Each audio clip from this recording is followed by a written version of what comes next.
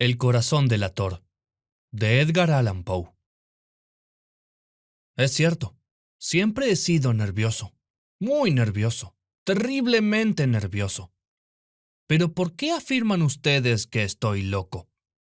La enfermedad había agudizado mis sentidos, en vez de destruirlos o embotarlos. Y mi oído era el más agudo de todos. Oía todo lo que puede oírse en la tierra y en el cielo. Muchas cosas oí en el infierno. ¿Cómo puedo estar loco entonces? Escuchen y observen con cuánta cordura, con cuánta tranquilidad les cuento mi historia. Me es imposible decir cómo aquella idea me entró en la cabeza por primera vez. Pero, una vez concebida, me acosó noche y día. Yo no perseguía ningún propósito, ni tampoco estaba colérico. Quería mucho al viejo. Jamás me había hecho nada malo. Jamás me insultó. Su dinero no me interesaba. Me parece que fue su ojo. Sí, eso fue. Tenía un ojo semejante al de un buitre. Un ojo celeste y velado por una tela. Cada vez que lo clavaba en mí, se me helaba la sangre. Y así, poco a poco, muy gradualmente, me fui decidiendo a matar al viejo y librarme de aquel ojo para siempre. Presten atención ahora. Ustedes me toman por loco, pero los locos no saben nada. En cambio, si hubieran podido verme, si hubieran podido ver con qué habilidad procedí, con qué cuidado, con qué perversión, con qué disimulo me puse a la obra. Jamás fui más amable con el viejo que la semana antes de matarlo. Todas las noches, hacia las 12, hacía yo girar el picaporte de su puerta y la abría. Oh, tan suavemente. Y entonces, cuando la abertura era lo bastante grande para pasar la cabeza, levantaba una linterna sorda, cerrada, completamente cerrada, de manera que no se viera ninguna luz. Y tras ella pasaba la cabeza. Oh, ustedes hubieran reído al ver cuán astutamente pasaba la cabeza.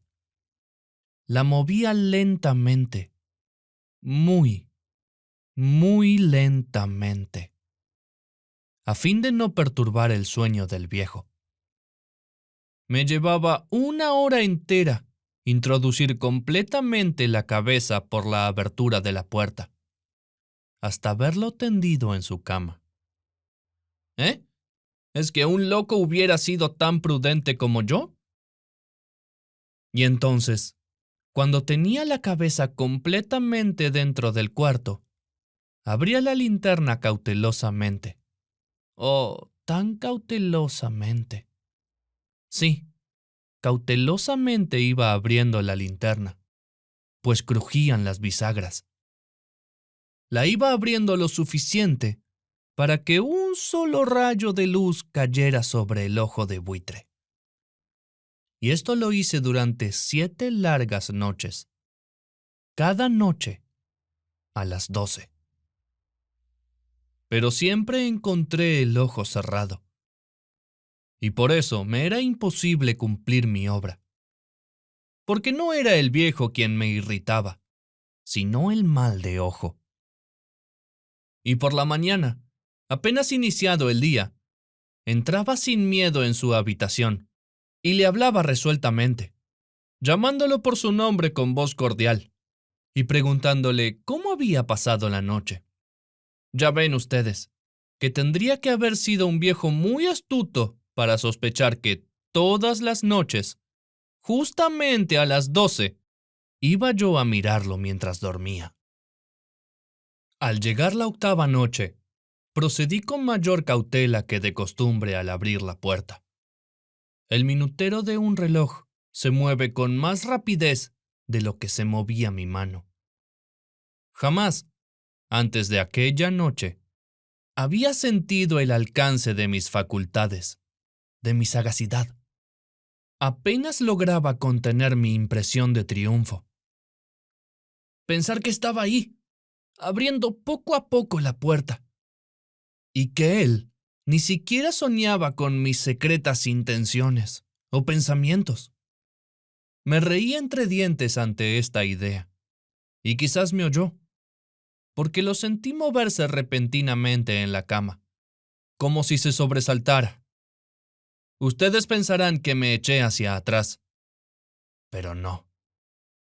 Su cuarto estaba tan negro como la pez, ya que el viejo cerraba completamente las persianas por miedo a los ladrones. Yo sabía que le era imposible distinguir la abertura de la puerta, y seguí empujando suavemente. Suavemente.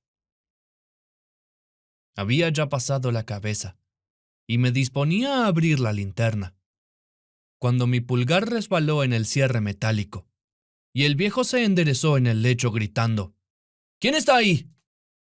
Permanecí inmóvil, sin decir palabra. Durante 1 hora entera, no moví ni un solo músculo. Y en todo ese tiempo, no oí que volviera a tenderse en la cama. Seguía sentado, escuchando, tal como yo lo había hecho, noche tras noche, mientras escuchaba en la pared los taladros cuyo sonido anuncia la muerte. Oí de pronto un leve quejido, y supe que era el quejido que nace del terror. No expresaba dolor o pena. Oh, no. Era el ahogado sonido que brota del fondo del alma cuando el espanto la sobrecoge. Bien conocía yo ese sonido. Muchas noches, justamente a las 12, cuando el mundo entero dormía, surgió de mi pecho, aunando con su espantoso eco los terrores que me enloquecían. Repito que lo conocía bien. Comprendí lo que estaba sintiendo el viejo, y le tuve lástima, aunque me reía en el fondo de mi corazón. Comprendí que había estado despierto desde el primer leve ruido, cuando se movió en la cama. Había tratado de decirse que aquel ruido no era nada, pero sin conseguirlo. Pensaba, no es más que el viento en la chimenea, o un grillo que chirrió una sola vez. Sí, había tratado de darse ánimo con esas suposiciones, pero todo era en vano. Todo era en vano, porque la muerte se había aproximado a él, deslizándose furtiva, y envolvía a su víctima. Y la fúnebre influencia de aquella sombra imperceptible era lo que lo movía a sentir, aunque no podía verla ni oírla, a sentir la presencia de mi cabeza dentro de la habitación. Después de haber esperado largo tiempo, con toda paciencia, sin oír que volviera a acostarse, resolví abrir una pequeñísima ranura en la linterna. Así lo hice. No pueden imaginarse ustedes con qué cuidado, con qué inmenso cuidado, hasta que un fino rayo de luz, semejante al hilo de una araña, brotó de la ranura y cayó de lleno sobre el ojo de buitre. Estaba abierto de par en par, y yo empecé a enfurecerme mientras lo miraba. Lo vi con toda claridad, de un azul apagado, y con aquella horrible tela que me helaba hasta el tuétano. Pero no podía ver nada de la cara o del cuerpo del viejo, pues, como movido por un instinto, había orientado el haz de luz exactamente hacia el punto maldito. ¿No les he dicho ya que lo que toman erradamente por locura es solo una excesiva agudeza de los sentidos? En aquel momento llegó a mis oídos un resonar apagado y presuroso, como el que podría hacer un reloj envuelto en algodón. aquel sonido también me era familiar. Era el latir del corazón del viejo. Aumentó más mi furia, tal como el redoblar de un tambor estimula el coraje de un soldado. Pero incluso entonces me contuve y seguí callado. Apenas si respiraba. Sostenía la linterna de modo que no se moviera, tratando de mantener con toda la firmeza posible el haz de luz sobre el ojo. Entretanto, el infernal latir del corazón iba en aumento. Se hacía cada vez más rápido, cada vez más fuerte, momento a momento. El espanto del viejo tenía que ser terrible. Cada vez más fuerte, más fuerte. ¿Me siguen ustedes con atención? Les he dicho que soy nervioso. Sí, lo soy. Y ahora, a medianoche, en el terrible silencio de aquella antigua casa, un resonar tan extraño como aquel me llenó de un horror incontrolable. Sin embargo, me contuve todavía algunos minutos y permanecí inmóvil.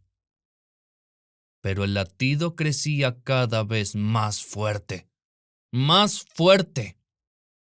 Me pareció que aquel corazón iba a estallar. Y una nueva ansiedad se apoderó de mí. Algún vecino podía escuchar aquel sonido.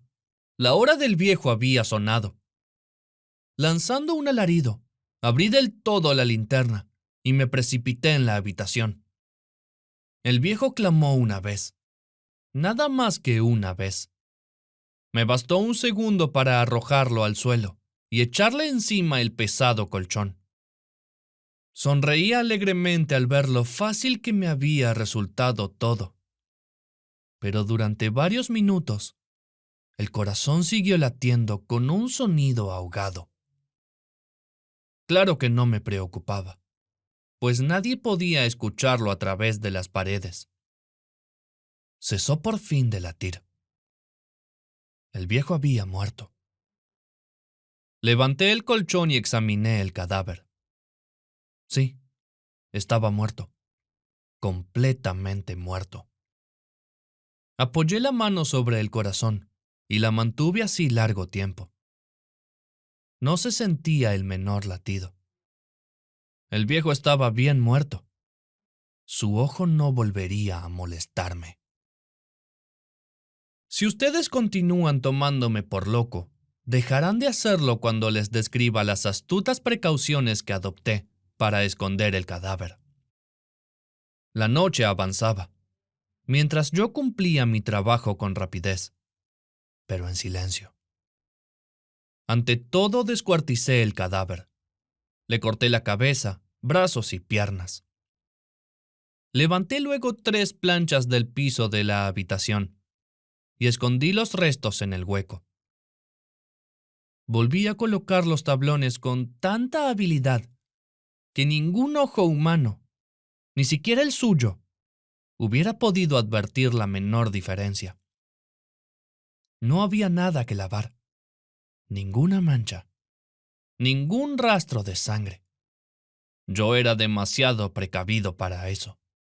Una cuba había recogido todo. Cuando hube terminado mi tarea, eran las 4 de la madrugada, pero seguía tan oscuro como a medianoche. En momentos en que se oían las campanadas de la hora, golpearon a la puerta de la calle. Acudí a abrir con toda tranquilidad, pues, ¿qué podía temer ahora?